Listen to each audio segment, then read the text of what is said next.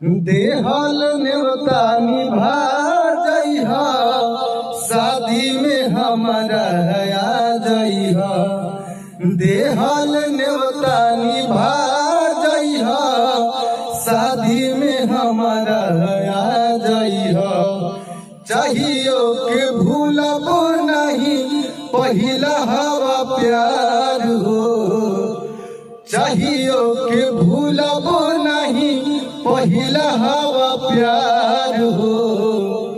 अरे मड़वा में इयरवा हो, नजरवा ना मिलइहा।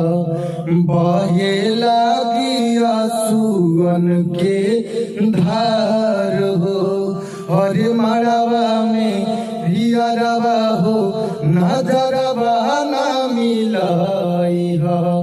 बहे लागी आंसुअन के धार हो।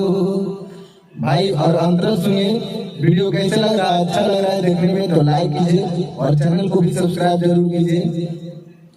अंगना हमें आ जइहा भसुर जी के साथ में, नाही चिन्हइबह जानो भीड़ लगी बारात में। सरधा बपरो देहब अछत तुहार हो। हरे हरे मड़वा में इयरवा हो, नजरवा ना मिलइहा। बहे लागी आंसुअन के धार हो।